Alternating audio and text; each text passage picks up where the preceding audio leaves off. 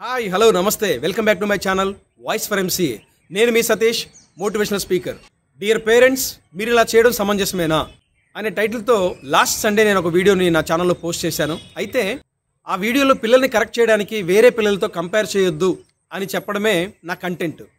Comparison వల్ల ఎలాంటి use ఉండదని ఎందుకంత నేను కాన్ఫిడెంట్గా గంటాపదంగా చెప్పాను అంటే, ప్రజెంట్ ఉన్న జనరేషన్ జెన్జీ కానీ ఈ జెన్ ఆల్ఫా కానీ కంప్లీట్గా వాళ్ళు టెక్నాలజీ మధ్యలో వాళ్ళు పుట్టి పెరగడం జరిగింది. దానివల్ల వాళ్ళ మీద సోషల్ మీడియా ఎఫెక్ట్ చాలా ఎక్కువ ఉంది. మీరు గమనించారో లేదు, చాలామంది పేరెంట్స్ ఏంటోనంటే మా పిల్లలు చిన్న మాట చెప్పినా విసుక్కుంటున్నారు, లేకపోతే చిన్నగా ఏదైనా పని చెప్పినా కానీ వెంటనే విసుక్కుంటున్నారు, కోప్పడుతున్నారు, రెబెల్గా ఆన్సర్ చేస్తున్నారు అని. అలాగే స్కూల్స్లో కాలేజ్లో కూడా ఇదే పరిస్థితి. చాలామంది పిల్లలు వీళ్ళని హ్యాండిల్ చేయడం అనేది కత్తి మీద సాము లాంటిది. ఎందుకు అంటే ఈ రెండు జనరేషన్స్ కంటే ముందు వెళితే ఈవెన్ డిగ్రీ వరకు కూడా పనిష్మెంట్ ఇచ్చిన సందర్భాలు ఉన్నాయి. ఇంటర్మీడియట్ పిల్లల వరకు కూడా కొట్టిన సందర్భాలు ఉన్నాయి కరెక్ట్ చేయడానికి. అప్పట్లో పిల్లలు ఎదురు తిరగడాలు కానీ విసుక్కోవడాలు కానీ ఉండేవి కావు. పెద్దలంటే గౌరవం ఉండేది. ఏ విషయం చెప్పినా అర్థం చేసుకోవడానికి ప్రయత్నించేవాళ్ళు పిల్లలు. ఇప్పుడు అలా లేరు. మరి జనరేషన్ మారినప్పుడు, ఆలోచన విధానం మారినప్పుడు మనం వెళ్ళే విధానం కూడా మారాలి కదా అని చెప్తున్నాను, అంతే. అయితే నా అనుభవంలో నుంచి ఒక రెండు విషయాలు మీ దృష్టికి తీసుకురావాలనుకుంటున్నాను. వీటి వల్ల మాత్రం ఎంతో కొంత పిల్లల్లో మార్పు తీసుకొచ్చే అవకాశం అయితే ఉంది. అవేంటంటే, ఒకటి ఎగ్జాంప్లిఫికేషన్, రెండు గైడెన్స్. ఎగ్జాంప్లిఫికేషన్ అంటే మనకు తెలిసిన విషయాలన్నింటినీ సందర్భం వచ్చిన ప్రతిసారి వాళ్ళ దృష్టికి తీసుకురావడం ఎగ్జాంపుల్స్గా. ఎలా? ఫర్ ఎగ్జాంపుల్, ఒక ఫ్యామిలీలో 7 పిల్లలు ఉన్నారు. అయితే 7వ హెల్త్ పరంగా కొంచెం వీక్గా ఉండేవాడు. కాకపోతే అందరిలాగానే కొంత వయసు వచ్చిన తర్వాత స్కూల్లో జాయిన్ చేశారు. 3 నెలలు తిరగకుండానే ఆ స్కూల్ టీచర్స్ ఒక లెటర్ రాసి అతని చేతిలో పెట్టి, ఇది మీ మమ్మీకి ఇవ్వు అని పంపించేశారు. స్కూల్ నుంచి ఇంటికి పంపించేశారు. ఆ పిల్లవాడు సరాసరి ఇంటికి వచ్చేసి ఆ లెటర్ని తన తల్లికి ఇచ్చాడు. ఇస్తే ఏంటి అని అడిగితే, ఏమో మా టీచర్స్ నీకు ఏమన్నారు మమ్మీ అని చెప్పాడు. ఆ తల్లి ఆ లెటర్ ఓపెన్ చేసి చదువుతూ కాసేపటికే విపరీతంగా ఏడవడం స్టార్ట్ చేసింది. పిల్లవాడికి అర్థం కాలేదు. ఏమైంది మమ్మీ, ఎందుకు ఏడుస్తున్నావు అని అడిగితే, ఏం లేదు నాన్న, ఈ లెటర్లో నీ గురించి చాలా గొప్పగా రాశారు. ఏమని రాశారు మమ్మీ అని అంటే, నువ్వు చాలా గొప్పవాడువట, తెలివైనవాడువట, బ్రిలియంట్ స్టూడెంట్ అట, భవిష్యత్తులో చాలా చాలా ఉన్నత స్థానానికి వెళ్ళిపోతావట అని రాసింది నాన్న అంటే, అవునా మమ్మీ అని సంబరపడిపోయాడట. అయితే మరొక విషయం ఏంటంటే, రేపటి నుంచి నేను స్కూలుకు పంపించొద్దన్నారు నాన్న అంటే, ఎందుకు మమ్మీ అంటే, నిన్ను ఇంట్లో ఉంచి నన్నే చదువు చెప్పమన్నారు అని అంటే, సహజంగానే ఇంట్లో చిన్నవాళ్ళు కొంచెం అల్లారు ముద్దుగా పెరుగుతారు కాబట్టి, తల్లి దగ్గర ఎక్కువగా ఉంటారు కాబట్టి, అతను కూడా ఆ రోజు నుంచి తన తల్లి దగ్గర చదువుకోవడం స్టార్ట్ చేశాడు. అలా రోజులు తిరిగి వచ్చాయి. 20 ఏళ్ళు గడిచిపోయాయి.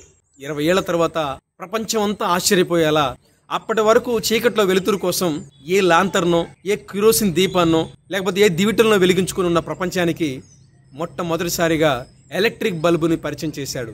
ఆ వ్యక్తే థామస్ ఆల్వా ఎడిసన్. చదువుకున్న వాళ్ళకి దాదాపుగా తెలుసున్న పేరు ఇది. కొంతకాలానికి తల్లి చనిపోయింది. ఒకరోజు ఏదో పని మీద ఇల్లు సర్దుతుంటే ఎడిసన్ గారికి మరలా ఆ లెటర్ దొరికింది. ఈసారి ఏం ఏడుస్తున్నాడు. ఫస్ట్ టైం చదివినప్పుడు తల్లి ఏడ్చింది. కొన్ని సంవత్సరాల తరువాత ఆయన ఏడుస్తున్నాడు, తల్లి లేదు. ఎందుకు అంటే, ఆ లెటర్లో తల్లి చెప్పిన మాటలు లేవు. ఏమని? నువ్వు గొప్పవాడువట, నువ్వు చాలా తెలివైనవాడువట, నువ్వు బ్రిలియంట్ స్టూడెంట్ అట అని తల్లి చెప్పింది కదా. ఆ మాటలు లేకపోగా ఏమున్నాయి అక్కడ? మీ అబ్బాయి తెలివి తక్కువ వాడు, దేనికి పనికిరాడు, చదవడం రాదు, రాయడం రాదు, అట్లీస్ట్ వినడం కూడా సరిగా చేయడు, కాబట్టి ఇలాంటి పిల్లవాడికి చదువు చెప్పే అంత స్థాయి మాది కాదు, దయచేసి మీ అబ్బాయిని మీరే ఇంట్లో ఉంచుకొని చదివించుకోండి అని రాసి పెట్టు. ఇప్పుడు చెప్పండి, నీ కొడుకో నీ కూతురో స్కూల్ దగ్గర నుంచి అలాంటి లెటరే, అదే విషయం ఉన్న లెటర్ని తీసుకొచ్చి నీ చేతిలో పెడితే, ఒకవేళ నువ్వు అది చదివిన తర్వాత నీ రియాక్షన్ ఏంటో ఒక్కసారి గుండెల మీద చేసుకొని ఆలోచించుకోండి. ప్లీజ్ మై డియర్ పేరెంట్స్, నేను చెప్పే విషయాలు అక్షర సత్యాలు. 15 ఇయర్స్గా పిల్లల్ని నేను అబ్జర్వ్ చేస్తూ చేస్తూ చేస్తూ ఈరోజు ఈ విధంగా నేను వీడియో చేస్తున్నాను. ఇప్పుడున్న జనరేషన్ పిల్లలకి పనిష్మెంట్ ఇవ్వడం వలనో, లేకపోతే వేరే పిల్లలతో కంపేర్ చేయడం వలనో మార్పు తీసుకురావడం అనేది దాదాపుగా అసాధ్యం. అలా కాకుండా నీకు తెలిసిన విషయాలన్నింటినీ ఎగ్జాంప్లిఫై చేసి చెప్పు.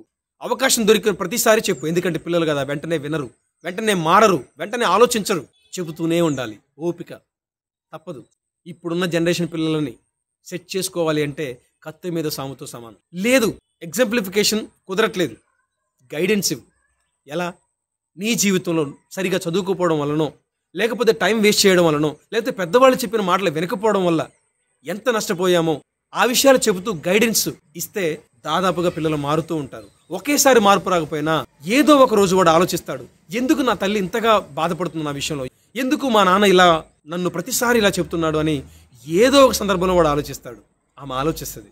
మ్యాక్సిమం మారే అవకాశాలు ఉంటాయి. నా బాధంతా ఒకటే, కంపారిజన్ పనిష్మెంట్ ఆపేసి ఈ రూట్లో ఒకసారి ట్రై చేసి చూడడం అనేదే నేను చెబుతున్న విషయం. దయచేసి పెద్ద మనసుతో ఆలోచిస్తారని నమ్ముతూ, నా వీడియోస్ కానీ ఒకవేళ మీకు యూస్ఫుల్గా ఉన్నాయని అనిపిస్తే లైక్ చేయండి, షేర్ చేయండి, మీకు మరీ టైం ఉంటే కమెంట్ చేయండి. ముందుగా నా ఛానల్ని సబ్స్క్రైబ్ చేసుకోండి. మరో వీడియోలో కలుసుకుందాం. అంతవరకు సెలవు.